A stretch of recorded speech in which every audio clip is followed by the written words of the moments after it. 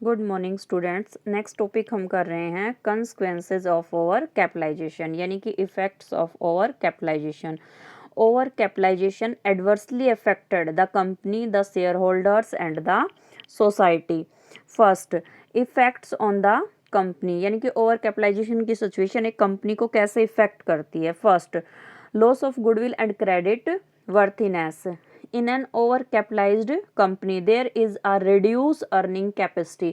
एक over capitalised company जिसमें जो अर्निंग कैपेसिटी है वो कम होती है, यानी कि अर्निंग कैपेसिटी पहले से ही उसकी रिड्यूस होती है, ऐसी कंपनी में जो डिविडेंट है वो या तो फुल्ली डिसअपियर हो जाते हैं या फिर रिड्यूस हो जाते हैं। इसका रिजल्ट ये निकलता है कि जो इन्वेस्टर्स हैं उनका ऐसी कंपनी पे कॉन्फिडेंस नहीं रहता और इससे उस कंपनी की गुडविल और क्रेडिट वर्थीनेस पर एडवर्स इफेक्ट पड़ता है। Next, difficulty in raising additional fund. Over capitalised company को अपनी कंपनी की ग्रोथ और एक्सपेंशन के लिए एडिक्यूट फंड रेज करने में भी काफ़ी डिफ़िकल्टी उठानी पड़ती है, डिफ़िकल्टी फेस करनी पड़ती है, क्योंकि ऐसी कंपनी में ऑलरेडी फंड की शॉर्टेज होती है और जो कॉमर्शियल बैंक है वो ऐसी कंपनी को उन्हें उनकी वर्किंग कैपिटल के लिए शॉर्ट टर्म लोन भी नहीं देते, जिससे उस कंपनी के प्रोडक्शन वर्क पर भी एडवर्स इफेक्ट पड़ता है। Next, decline in efficiency of the company due to reduce earnings. An over capitalised company does not make adequate provision for depreciation and renewals etcetera. यानी कि एक ओवर कैपिटलाइज्ड कंपनी में उसकी जो अर्निंग है वो रिड्यूस हो जाती है। अर्निंग रिड्यूस होने की वजह से ऐसी कंपनी डेप्रिसिएशन और जो ओल्ड एसेट्स हैं उनकी रिप्लेसमेंट के लिए सफिशिएंट प्रोविजन क्रिएट नहीं कर पाती, जिससे वो कंपनी ओल्ड मशीन को रिप्लेस करने में अनेबल रहती है और मशीन रिप्लेस नहीं कर पाएगी तो जो कम्पिटिटिव कॉस्ट पे गुड क्वालिटी का गुड्स प्रोड्यूस नहीं कर पाएगी, इससे वो अपने कंपिटिटर से पीछे रह जाएगी और मार्केट में उसका प्लेस नहीं रहेगा। Next, difficulty in the payment of interest.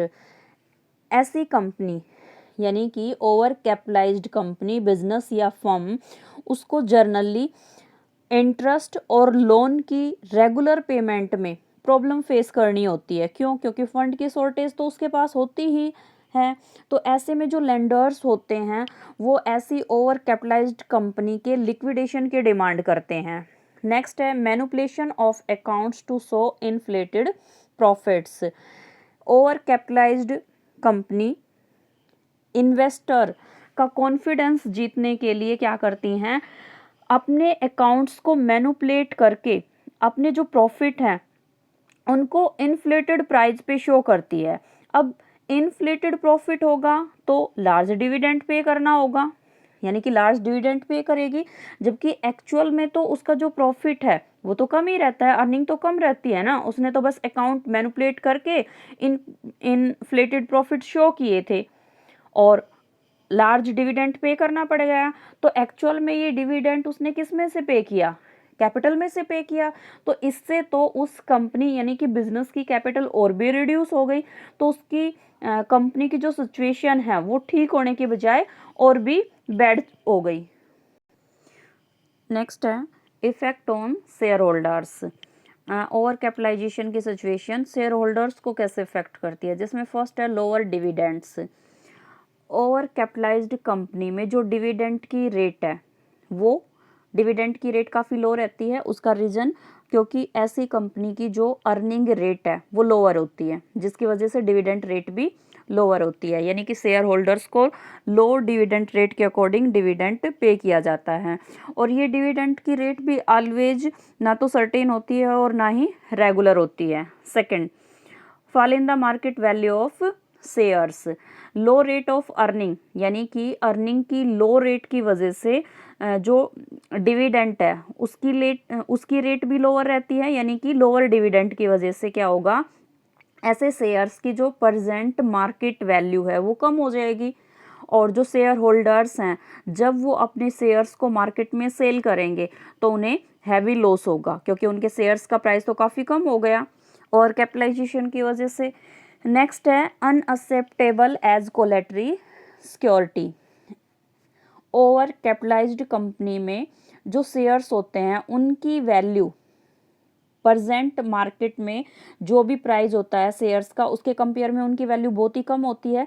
तो ऐसे में शेयर होल्डर्स को जब लोन की रिक्वायरमेंट होगी और वो अपने शेयर्स को एज ए सिक्योरिटी रखकर लोन लेना चाहेंगे तो कोई भी बैंक या फाइनेंशियल इंस्टीट्यूशंस उनके शेयर को एज ए सिक्योरिटी लेने के लिए तैयार नहीं होते।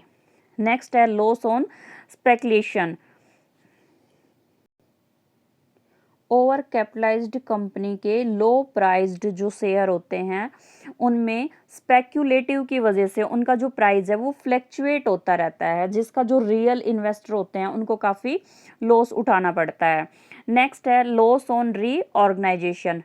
जब भी ओवर कैपिटलाइज्ड कंपनी में उसकी शेयर कैपिटल को रीऑर्गेनाइज किया जाता है, मीन्स रीऑर्गेनाइज का मतलब है कैपिटल को रिड्यूस करके जो एक्यूमुलेटेड लॉस है उनको राइट ऑफ किया जाता है। अब कैपिटल रिड्यूस होगी तो इससे जो शेयर्स की फेस वैल्यू है वो भी रिड्यूस हो जाएगी, मीन्स इसका रिजल्ट क्या निकलेगा, जो शेयर होल्डर्स हैं उनको लॉस होगा।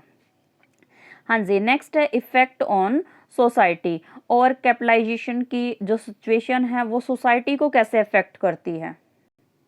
फर्स्ट है loss to consumers. Over capitalised company या ओवर कैपिटलाइज्ड बिजनेस अपनी अर्निंग में जो डिक्लाइन ट्रेंड है उसको कंट्रोल करने के लिए हर तरह का एफर्ट करता है। इसके लिए वो कंपनी अपने प्रोडक्ट की क्वालिटी को रिड्यूस करके और अपने प्राइस को रेज करने की कोशिश करती है। और इसका इफेक्ट क्या होगा, जो कंज्यूमर है उन्हें लोअर क्वालिटी के गुड्स के लिए मोर प्राइस पे करना होगा। मीन्स सफ़र कौन करेगा इसकी वजह से, कंज्यूमर, यानी कि कंज्यूमर्स को इससे लॉस होगा। नेक्स्ट है loss to workers. Over capitalised company के अंदर जो वर्कर्स हैं उनकी वेजेस यानी कि सैलरी रिड्यूस कर दी जाती है, यहाँ तक कि उनको जो वेलफेयर फैसिलिटी प्रोवाइड की गई थी उसको भी वो कंपनी या बिजनेस विदड्रॉ कर लेता है, मीन्स वापस ले लेता है। तो ये इसका लॉस किसको होगा, वर्कर को। और कई बार तो वर्कर को रिट्रेचमेंट और उस ऑर्गेनाइजेशन या कंपनी के क्लोज होने से अपनी जॉब भी छोड़नी पड़ती है। नेक्स्ट है mis utilisation of society resources.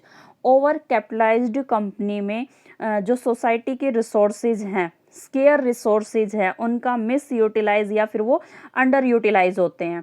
इसका हमने पीछे एग्जाम्पल पढ़ा था ये कॉजेज ऑफ ओवर कैपिटलाइजेशन में, जिसमें फर्स्ट ही पॉइंट था कि एक फर्म या कंपनी है उसे जितनी कैपिटल की रिक्वायरमेंट है अगर वो उससे ज़्यादा कैपिटल रेज करती है या इशू करती है तो ओवर कैपिटलाइजेशन की कंडीशन में आती है। तो उससे क्या होता है, जितनी कैपिटल मोर देन होती है वो कैपिटल उस बिजनेस या कंपनी में आइडल रहती है, मीन्स यूज नहीं होती ना, तो किसी अदर बिजनेस में यूज कर सकते थे। यानी कि और जो कैपिटल है वो किसने इन्वेस्ट की, इन्वेस्टर ने, जो सोसाइटी का एक पार्ट है। यानी कि सोसाइटी के जो रिसोर्सेज थे, जिसमें मैंने एग्जांपल किसका लिया, कैपिटल का, उसका अंडर यूटिलाइज हुई वो ओवर कैपिटलाइज्ड कंपनी में। हाँ जी, नेक्स्ट है adverse effect on economic development.